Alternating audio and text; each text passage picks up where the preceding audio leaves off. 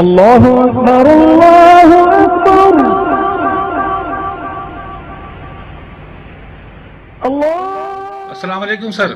یہ پوچھنا تھا کہ مفتی عبد القوی صاحب ہیں ایک جو ہے نا میڈیا پہ بڑے معروف ہو گئے ہیں، تو ان کے بارے میں کیا خیال ہے کہ وہ عجیب سے مفتی ہیں، علماء کو بدنام کر رہے ہیں، تو آپ کیا کہتے ہیں ان کے بارے میں؟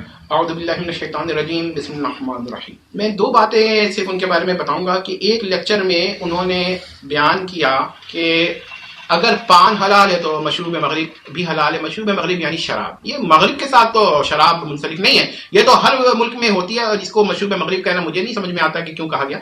لیکن شراب حرام ہے اور ذریات دین سے حرام ہے، یعنی یہ اپنی حرمت میں کسی دلیل کی محتاج ہی نہیں ہے. ضروریات دین پہ میں ایک لیکچر کبھی دے چکا ہوں. تو جو یہ کہتا اب پان ایک حلال چیز ہے اور حلال نہ بھی ہو تو اس کی حرمت اگر آپ کہیں گے تو وہ بھی ظنی ہوگی، جبکہ شراب اور خنزیر کی حرمت قطعی ہے.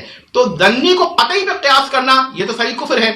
تو انہوں نے یہ کہا پان حلال ہے، بھائی پان حلال ہے تو اس سے لازم نہیں آتا کہ شراب بھی حلال ہو. یہ تو قطعاً یہ تو ضروریات دین میں سے ہے. یہ تو اتنی حرمت ہے کہ جو شراب کی حرمت پہ شک کرے ادنا سے ادنا تو وہ بھی کافر ہے. تو یہ کیسے انہوں نے کہہ دیا؟ انہوں نے اپنے ایمان کا کباڑہ کر لیا. تو اس پر تو ان کی مفتی کی ڈگری کینسل ہونی چاہیے، پہلی بات. دوسری ایک بات یہ ہے کہ دیکھیے نکاح جو ہے نا مذاق میں بھی ہو جاتا ہے. یعنی آپ کی ایک بیٹی ہے اور چھوٹی ہے، مائنر ہو یا بڑی ہو، اور آپ کا کسی کا ایک بیٹا ہے دوسرے آپ کے دوست کا، آپ نے مذاق میں کہہ دیا میں نے اس کا نکاح کیا. لڑکی نے خود کہہ دیا، بالغ لڑکی ہے گواہوں کے سامنے اور باپ بھی بیٹھا ہوا ہے، اور اس نے مذاق میں کہہ دیا کہ بھائی میں نے باپ نے کہ بھائی اگر آپ کے بیٹے سے نکاح کرنا چاہتی ہے تو میں راضی ہوں، اور دو تین گواہ موجود ہیں، اور انہوں نے کہا ہاں بھائی وہ جسٹ جوک میں بھی نکاح ہو جاتا ہے. یہ مفتی صاحب کے بارے میں مجھے اندازہ یہ ہے کہ بعض خواتین کو پتہ نہیں تھا یہ مسئلہ، تو انہوں نے کیا کیا کہ جوک میں نکاح کر دیا. ان کو تو مسئلہ پتا تھا کہ کھیل کھیل میں نکاح ہو جاتا ہے، لیکن ان بیچاریوں کو نہیں پتا تھا. تو اس طرح انہوں نے کر کے کہ یہ دین کا مذاق اڑانا ہے، دین کو ایسا نہیں کرنا چاہیے.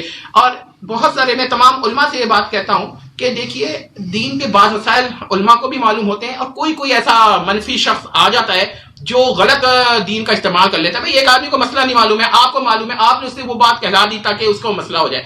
تو یہ ایسا نہ کریے. اگر کھیل میں ولی موجود نہ ہو تو پھر کیسے؟ اچھا جب ولی موجود نہ ہو اور لڑکی بالغ ہو تو اس صورت میں احناف کے نزدیک نکاح ہو جائے گا، اور اہل الحدیث شوافی اور دیگر لوگوں کے نزدیک نکاح نہیں ہوگا. اب اس میں جو شخص جس مطلب کا اس پر وہ اپنے علماء سے رجوع کر سکتا ہے. لیکن میں صرف اتنا کہنا چاہتا ہوں کھیل میں یہ چیز نہ کریں. اور جن علماء کو یہ مسئلہ معلوم ہے وہ کھیل میں نہیں، آپ لوگوں کو بتائیں کہ یہ کام کھیل میں بھی ہو جاتا ہے، یہ کام مذاق میں بھی ہو جاتا ہے. نہیں کریں اس طرح کا کھیل.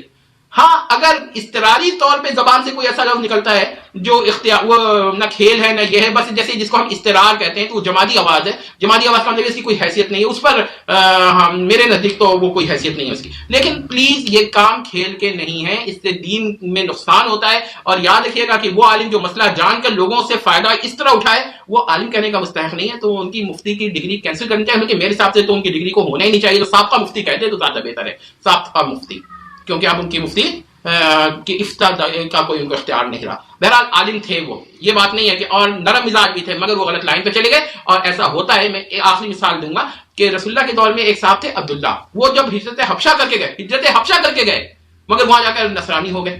تو رسول اللہ کو بھی دیکھا تھا مگر ان کا ایمان جو تھا وہ تو یہ مفتی صاحب بھی اسی قسم کے ہیں جو اسلام سے نکل گئے کیونکہ شراب کو حلال کہہ دیا، کیونکہ پان حلال ہے. اس پر اجماع تقریباً ہے. اگر اجماع نہ مانے، آپ حرمت کا قول لیجیے، کراہیت کا بھی لیجیے، تو یہ تو کوئی کہہ نہیں سکتا کہ اگر جھینگا حرام ہے تو خنزیر بھی حرام ہے. نہیں، یا جھینگا حلال ہے تو خنزیر بھی حلال ہے. بھائی جھینگا اختلافی مسئلہ ہے، کچھ لوگ حلال کہتے ہیں اور کچھ لوگ حرام کہتے ہیں. لیکن خنزیر کی حرمت قطعی ہے.